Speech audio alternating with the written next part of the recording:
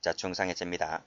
일단 조문을 보면 자, 사람의 신체를 상해하여 생명에 대한 위험 발생 동그라미 1번, 자, 이항에서 불구 동그라미 2번, 자, 불치나 난치 질병 동그라미 3번. 자, 그래서 구성요건이 세 가지라고 하는 것을 숙지를 하면 됩니다. 자, 다음 페이지 보시죠. 자, 다음 페이지 보면 도표가 나와 있는데, 자, 형법상 중자가 붙은 범죄 하나, 둘, 셋, 넷, 다섯, 여섯 가지가 전부 답니다. 우리 형법에서. 자, 그 중에서 지금 방금 조문 읽었죠. 생명에 대한 위험 발생, 불구, 불치, 난치, 질병 이 하나, 둘, 세 가지가 있는 것은 그 6개의 범죄 중에서 중상해죄 밖에 없습니다. 우리 상, 중, 하 할 때 이 세 가지죠. 세 가지인 것은 중상해죄밖에 없다는 것을 알아두시고요. 자, 그 다음 나머지 보면 자, 생명에 대한 위험 발생은 이렇게 동그라미 한번 해보세요. 생명에 대한 위험 발생을 구체적 위험범위라 합니다. 위험범. 자, 그런데 중체포감금죄는 생명에 대한 위험 발생이 없죠. 가혹한 행위만 있잖아요. 그래서 중체포감금죄는 밑으로 끄집어내서 1번 구체적 위험범위라고 부르지 않습니다.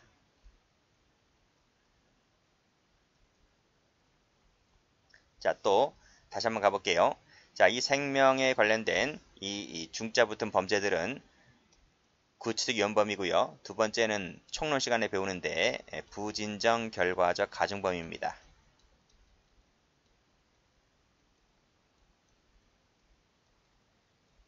그리고 세 번째로서 미수 처벌 조항이 대부분 없어요.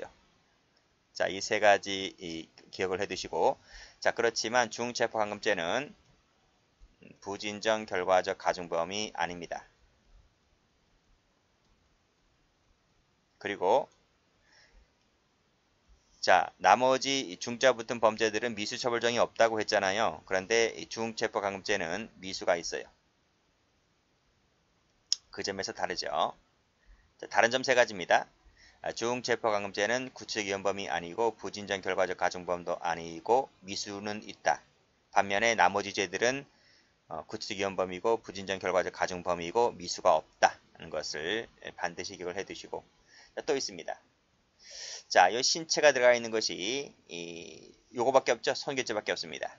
그래서 신체가 있는 것은 6개의 범죄 중에서 손괴죄밖에 없다. 외우셔야 되는데요. 우리 이 손은 신체의 일부죠. 그래서 그렇게 연결해서 숙지를 해두시고 그리고 나머지는 뭐예요? 나머지 죄들은 생명에 대한 위험 발생밖에 없는 거죠. 그래서 중상해죄, 중손괴죄, 중체포감금죄를 뺀 나머지 중유기죄, 중강요죄, 중권행사방해죄는 생명에 대한 위험 발생밖에 없다는 것까지 같이 봐두시면 됩니다. 자, 그러면 기출문제 한번 가볼까요? 자, 기출문제 보시면 여기 신체 들어갔죠? 신체에 대한 위험 발생을 발생하게 한 자는 중유기죄가 되는 것이 아니라 중손괴죄가 된다는 것이죠. 자, 페이지 한번 다시 가보시면 성격 보세요. 지금 중상해죄 보고 있습니다. 부진정 결과적 가중범위다. 방금 말씀드렸고, 그리고 부진정 신분범위다. 즉 신분관계 때문에 책임이 가중되기 때문에 부진정 신분범위고요. 미수가 없습니다. 그리고 또 앞에서 필기를 해드렸듯이 구체적 위험범위다. 까지 같이 봐두시면 돼요. 자, 이 중상해죄 같은 경우는 결과적 가중범위라 그랬죠. 결과적 가중범위이기 때문에 결과적 가중범위의 구조를 갖춰야 됩니다. 그래서 기본범죄 플러스 중앙결과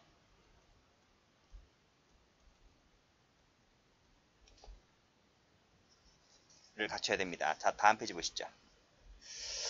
다음 페이지 보면 자, 기본범죄는 상해가 되고요. 중앙결과로서는 하나, 둘, 세 가지 중에 하나가 나오면 됩니다. 자, 생명이라 그랬습니다. 신체 나오면 안 돼요. 그리고 불구가 뭔지 읽어보시고 실명, 그 다음에 성기절단. 실명과 성기절단은 중앙결과입니다. 판례도 있죠? 관련된 판례도 있습니다. 자, 불치, 난치 질병 관련해서 이 에이즈 감염시켜버리죠? 그러면 중상입니다. 중상해. 됐고, 판례 볼까요? 갑은 을에게 A 다리를 부러뜨려서 1, 2개월간 입원케 하라 고 말했고, 그로부터 순차 지시를 받은 병과 정이 칼로 찔러서 3주간의 치료를 요하는 우측 흉부 자상을 가했다. 갑의 주책은 뭘까요? 하는 겁니다. 과연 중상해가 될까? 판례가 뭐라 그래요? 다리가 부러진 것, 그 다음에 우측 흉부 자상은 중상해가 아니라 그랬죠. 왜 중상해가 아닐까요? 왜 아닐까? 요건을 갖춰줘야 중상해지. 여기 보시면 생명에 대한 위험 발생, 불구, 불취나 난치, 질병이 나와야 돼요. 근데 다리가 부러졌다. 우측 흉부 자상은 그 정도는 아니지. 그래서 단순 상해로 봐왔던 판례입니다. 중상해죄가 아니고 단순 상해죄의 교사가 되는 거죠. 자, 중상해로 인정했던 판례 볼까요? 자, 콧등절단 사건 우리 총론 시간에 배우죠. 그쵸? 간접정범 시간에 배웁니다. 뇌진탕을 인정한 판례도 있고요. 실명 판례 있습니다. 자, 그 밑에 치아 2개를 부러뜨린 것, 그쵸? 치아 2개를 부러뜨린 것만 갖고서는 중상해로 보지를 않았다. 이렇게 본 판례도 있습니다. 자, 특수상해죄 갑니다. 이 특수상해죄는 2016년도에 신설됩니다. 그때 어떤 일이 있었느냐면 폭처법에서 흉기휴대 상해 관련된 규정이 삭제됐습니다. 그래서 그에 대한 보완책으로 형법에 특수상해죄가 신설되었다는 것이죠. 관련된 법조문 읽어보시고, 자, 밑에 특수자가 붙은 범죄 이 도표를 보도록 합니다. 여기 보면 상해죄 나오죠? 상해죄가 그때 들어옵니다. 그래서 단체나 다중의 위력을 보인다든지 위험한 물건을 휴대한다든지 이것이 구성요건 요소가 되는데, 다시 한번 가볼까요? 여기 보면 나오잖아요.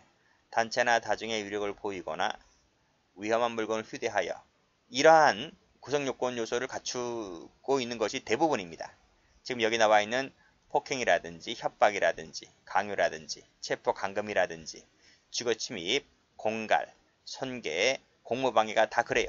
단체 다중의 위력을 보인다, 위험한 물건을 휴대한다, 다 그렇습니다. 자, 이 특수상해죄가 2016년도에 들어왔다고 했잖아요. 그때 같이 들어오는 죄가 있는데, 그때 요 강요죄하고 공갈죄도 그때 같이 신설됩니다. 그래서 그때 신설되는 것이 상해, 강요, 공갈입니다. 공갈. 그 전에는 없었어요. 네, 그때 같이 들어왔다. 자, 그 외에 나머지 것이 절도가 있죠. 절도가 있고 강도가 있고 도주가 있는데, 이 세 가지는 우리가 총론 시간에 봤던 거죠. 절강도입니다. 절강도는 합동범이죠. 대표적인 합동범이죠. 이 세 가지밖에 없어요. 합동범은. 그래서 여기 보면 2인 이상이 합동하여, 2인 이상이 합동하여, 2인 이상이 합동하여 라고 하는 것은 그 많고 많은 특수죄 중에서 요 딸랑 세 가지가 전부 답니다. 됐죠? 여기에서는 이 절강도에서는 이게 없죠. 단체나 다중의 위력을 보인다는 게 없지. 그리고 위험한 물건 휴대인 것이지, 여기는 흉기 휴대라고만 돼 있지 위험한 물건은 아니죠. 그치? 아니, 위험한 물건에 흉기는 들어갈 수 있어요. 근데 이퀄 개념은 아니잖아요. 자, 문제 풀어볼까요? 문제 풀기 전에 노트 말고 여기서 한번 필기 좀 한번 해볼게요. CF 하시고. 자, 유기죄는 특수가 있을까 없을까? 유기죄는 단체나 다중의 위력을 보이거나 위험한 물건을 휴대하여 유기하는 죄가 있을까 없을까? 없어요. 그런 죄가 없어요. 이게 의외로 시험에 잘 나와요. 그래서 요것을 암기를 해두세요. 특수유기죄는 없다. 다시 한번 가볼게요.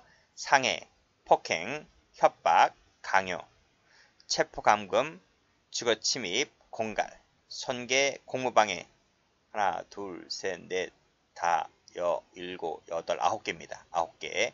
이 9개가 단체 다중의 유익을 보인다, 위험한 물건 휴대한다가 있고, 유기죄는 그런 조항이 없다. 특수 유기죄 자체가 없어요. 유기죄는. 기출문제 가볼까요? 자, 시험 많이 나왔죠? 여기서 유기죄가 들어갔기 때문에 틀렸고요. 여기서도 위험한 물건 휴대하여 유기죄, 이거 없죠? 없어요. 그래서 틀린 거예요. 자, 그 밑에 건 어디가 틀렸을까요?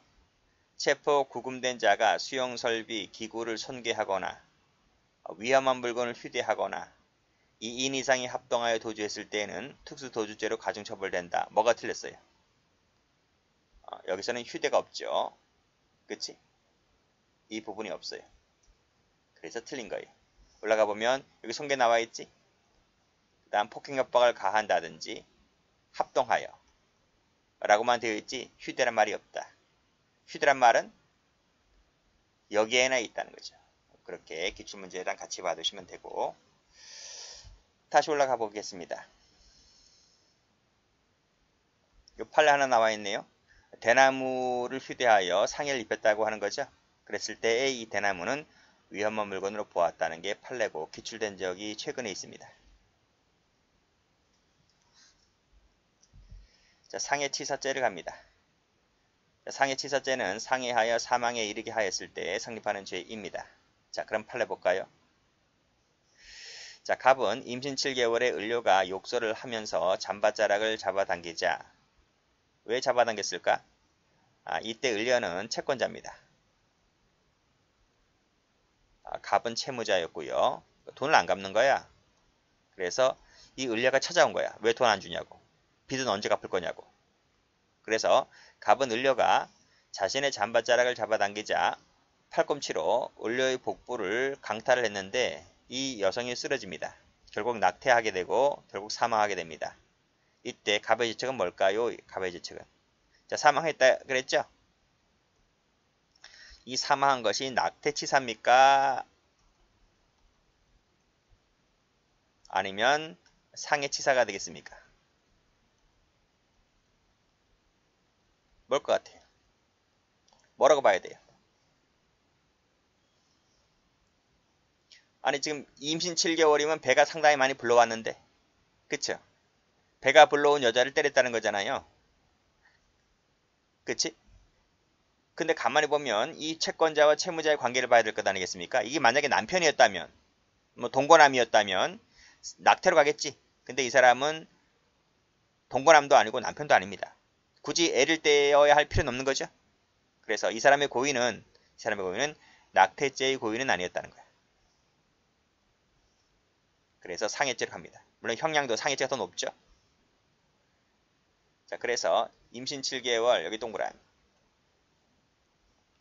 여성을 때려서 낙태를 가하였다고 했을 때 상해치사죄를 인정했다는 판례 알아두시고 상습범 갑니다.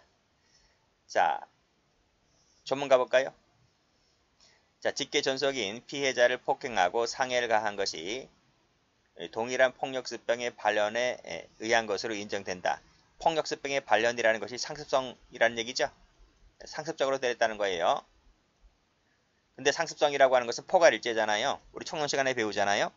포괄일죄는 가장 중한 죄로 처벌하잖아요. 그치? 그럼 봐봐요. 직계전속을 어떤 날은 폭행하고 어떤 날은 상해를 가했습니다. 그럼 폭행이 중요해요? 상해가 중요해요? 상해가 중하죠. 폭행은 덜 중하지. 그래서 여기에 흡수가 되고 말아요. 결론이 뭐다? 상습적으로 엄마 아빠를 상해했다는 거예요. 그래서 답이 상습전속 상해죄의 포괄일죄가 됩니다. 폭행은 어디 갔어요? 폭행은 상습 상해죄에 흡수가 되어서 사라진 거예요. 됐죠? 출제가 잘 되는 판례입니다. 두 번째 또 봅니다. 자, 이 판례도 최근에 출제가 된 적이 있는데 여기 한번 볼까요? 상습성. 상습적으로 상해죄 등을 범했을 때에는 그 죄에 정한 형의 2분의 1까지 가중한다 했는데 이 가중이 장기를 말하냐 아니면 단기를 말하냐 아니면 둘 다 말하냐고 하는 건데 판례가 뭐라 그래요? 둘 다 가중이다. 장기도 가중이고 단기도 가중이다. 이렇게 보고 있습니다. 자, 상해죄의 조문이 어떻게 되어 있느냐면 여기 나와 있잖아. 특수한 만약에 위험한 물건을 휴대해서 상해를 가했을 때는 1년 이상 10년 이하 징역 이렇게 되어 있거든요. 근데 제가 뭐라 그랬어? 이 가중은 장기도 가중, 단기도 2분의 1 가중이라고 했습니다. 그래서 자, 상습적으로 특수상해죄를 가했을 때에는 이 기본범죄의 2분의 1 가중인데 그 2분의 1은 장단기, 장기, 단기 모두 동그란 모두 가중이기 때문에 그랬다고 한다면 지금 보세요. 여기가 하한이 1년이잖아요. 그럼 1년에 2분의 1 가중이니까 1년 6개월이죠. 그리고 10년 이하니까 10년 이하 2분의 1 가중은 15년이죠. 그래서 형량이 어떻게 된다? 형량이 1년 6개월 이상 15년 이하의 징역이다. 는 게 판례입니다. 기출된 적 있으니까 같이 좀 봐두시면 되겠습니다.